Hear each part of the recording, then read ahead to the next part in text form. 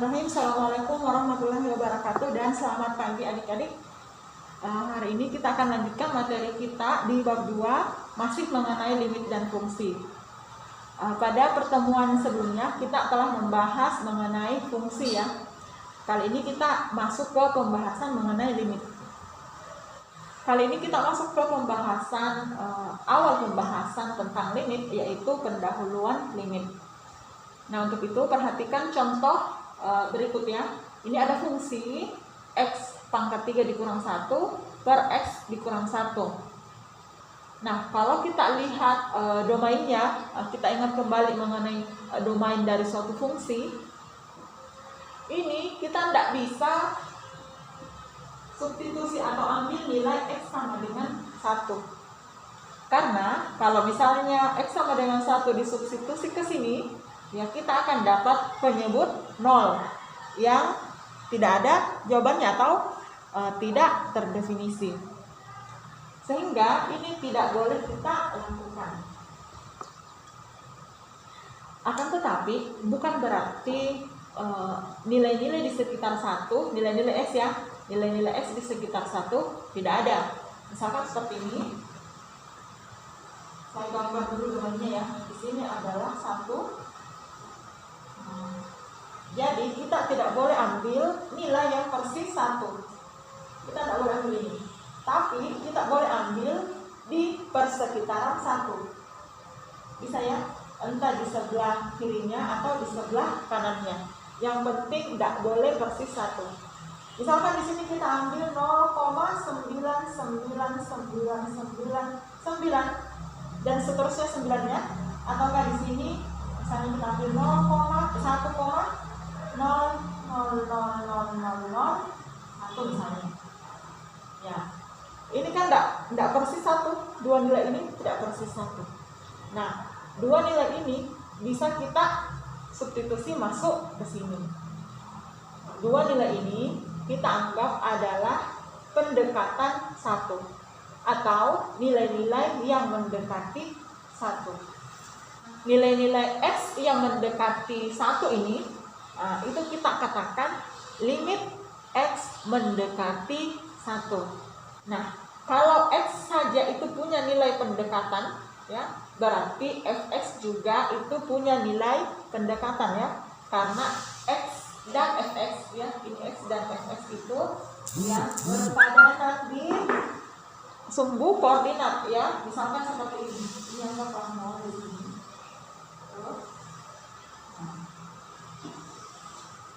Diperbagi saja gambarnya. Oke, di sini kita anggap 0. Kemudian anggaplah grafiknya seperti ini.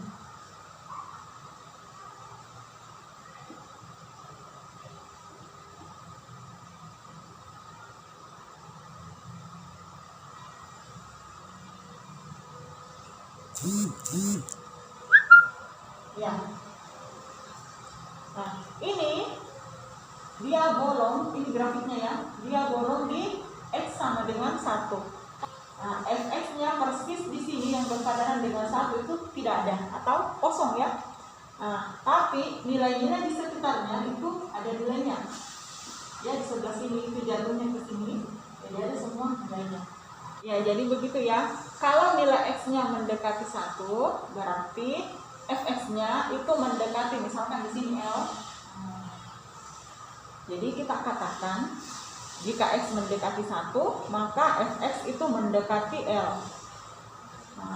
Nah, adik-adik, kalau misalnya X di sini, X mendekati 1 itu kita masukkan ke sini, kita akan dapat nilai Fx itu dia mendekati 3. Jadi di sini 3. Nah, silahkan dicari ya. Kalau misalnya tidak percaya, silahkan disubstitusi masuk nilai-nilai ini ke sini. Kita akan dapat nilai Fx itu dia mendekati 3. Berarti kalau misalnya saya tulis seperti ini, sini ya, limit X mendekati 1 ini, kemudian X berpangkat 3 dikurang 1 per X dikurang 1, kita dapat nilai 3. Artinya kalau X ini mendekati 1, maka fungsi ini mendekati 3. adik-adik kita ke definisi formal mengenai limit. Ya, kita katakan bahwa limit X mendekati C, Fx sama dengan L, itu berarti bila kita katakan X dekat tapi berbeda dari C, ya jadi ini X mendekati C tapi tidak sama dengan C, ya maka Fx ini dekat ke L. Jadi kalau dikatakan limit, itu berarti pendekatan ya. Nilai limit berarti nilai pendekatan. Nah, kita tinjau contoh yang tadi adik-adik. Ya, limit X mendekati 1, X pangkat 3 dikurang 1, 4X dikurang 1, itu kan nilainya 3 ya, atau nilai fungsinya ini mendekati 3. Nah, kita akan mencari tahu bagaimana caranya mendapatkan nilai pendekatan yang sama dengan 3 ini tanpa kita harus repot-repot memasukkan nilai pendekatan dari 1, ya, nilai X yang mendekati 1 ke dalam sini. Ya, jadi caranya kita akan memfaktorkan X pangkat 3 dikurang 1 ini, dan diusahakan salah satu faktornya itu mengandung X dikurang 1. Ya, supaya pembilang dan penyebutnya itu bisa saling menghabiskan atau mematikan ya. Jadi faktorkan terlebih dahulu. Kita ambil salah satu faktornya adalah X dikurang 1. Kita tulis dulu ya, X dikurang 1 di bawah supaya ini nanti habis seperti itu. D. Nah, sekarang kita akan faktorkan ini. Kita coba nilai ini. Ya. Coba kita kali masuk ya, X kali X kuadrat X berpangkat 3. Saya tulis di bawah X pangkat 3, kemudian ini menjadi min X kuadrat, kemudian ini menjadi min X kuadrat. Nah, ini tidak boleh, mestinya ini positif. Berarti di sini kita coba positif ya, karena ini harus sama. Kita usahakan harus sama ya. Berarti X pangkat 3, kemudian ini menjadi X kuadrat, kemudian ini menjadi, ya berarti ini nanti habis ya. Kemudian dikurang X ini, kemudian dikurang X ditambah. Nah, perhatikan, berarti kita harus ambil ini positif supaya nanti di sini menjadi, ya di sini nanti menjadi positif. Nah, seperti itu. Jadi ini habis, ini habis, kemudian minus dikali positif menjadi minus. Nah, berarti ini faktornya D. Nah, sekarang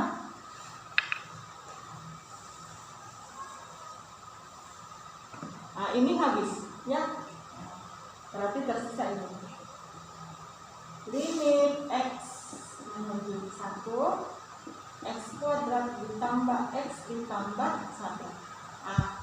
Setelah itu substitusi masuk X sama dengan 1-nya ke sini. Berarti kita dapat limit X mendekati 1 atau X menuju 1 itu 1 kuadrat ditambah 1 ditambah 1.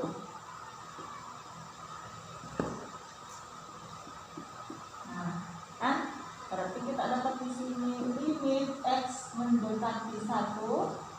Berapa ini? 1 kuadrat kan 1 ditambah 1 ditambah 1, ya jadi berarti ini sama dengan 3. Ya, jadi caranya seperti itu ya. Kita ke contoh berikutnya. Limit X mendekati 1, X dikurang 1 per akar X dikurang 1. Nah, untuk menyelesaikan soal ini, itu caranya sama seperti tadi ya. Kita akan faktorkan pembilangnya, di mana salah satu faktornya itu mengandung unsur penyebutnya. Jadi, kita akan faktorkan pembilangnya terlebih dahulu. Berarti ini bisa kita ambil akar X dikurang 1 ya. Ini harus ada faktornya. Kemudian akar X ditambah 1. Silahkan diuji kalau misalnya tidak yakin dengan faktornya ini ya.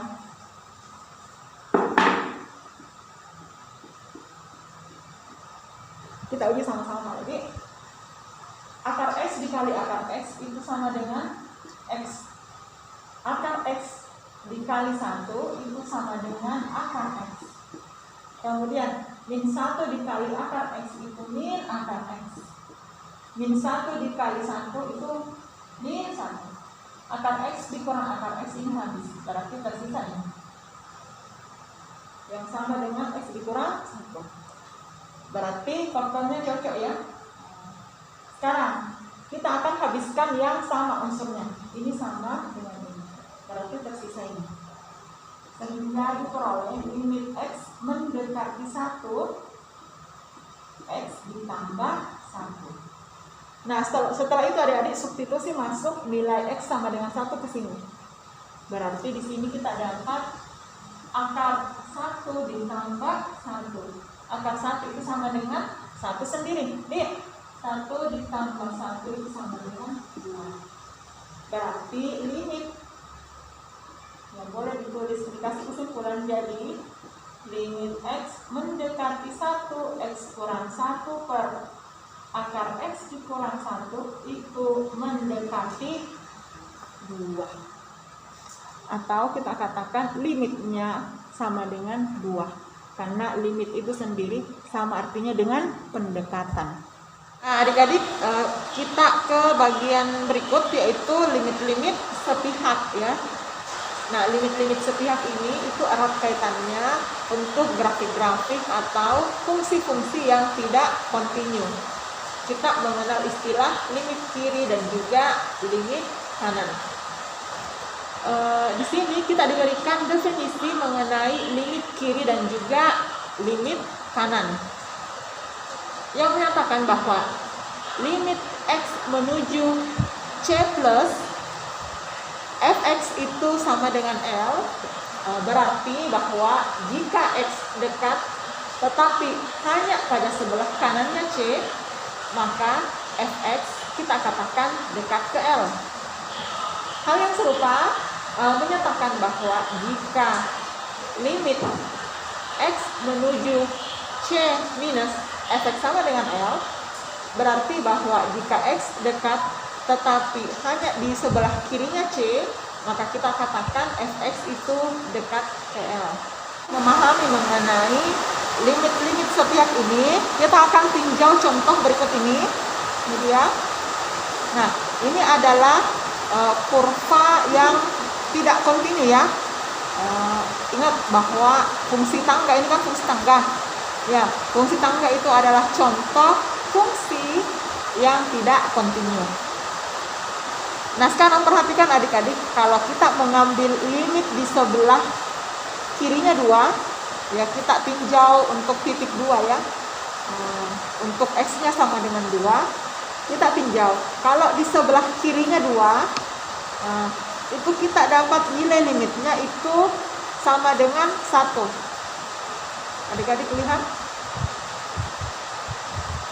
Sementara kalau kita ambil, saya tulis dulu tadi, limit X menuju 2 minus atau disebutnya 2, itu kita dapat nilainya itu sama dengan 1.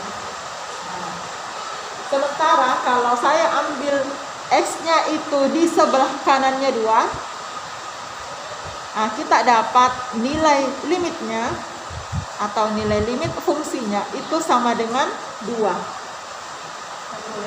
Limit X menuju 2 plus untuk fungsi tangga kita dapat sama dengan 2.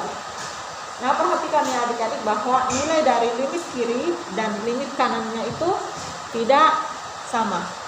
Nah, untuk fungsi-fungsi yang seperti ini kita katakan limitnya tidak ada ya.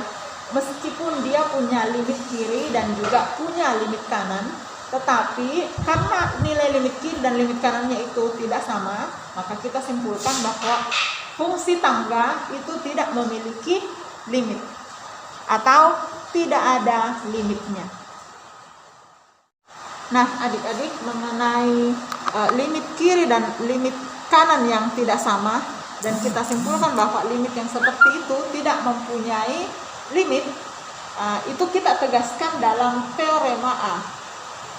Nah, di sini dikatakan limit x menuju c fx itu sama dengan L jika dan hanya jika. Ini saya tulis seperti ini adalah simbol dari diimplikasi. Diimplikasi itu kalau di bahasa Indonesia kan sama dengan jika dan hanya jika. Ya, kita lanjut. Jika dan hanya jika limit x menuju c di sebelah kiri fx itu sama dengan L. Dan limit kanannya x menuju c plus atau di sebelah kanan dari c fx itu juga sama dengan L. Jadi nanti dikatakan dia punya limit kalau limit kirinya itu misalkan sama dengan L, itu sama dengan limit kanannya dan juga sama dengan L. Ataukah dia berlaku sebaliknya, kalau limit kirinya ada dan limit kanannya ada dan sama, baru kita katakan bahwa fungsi itu mempunyai limit.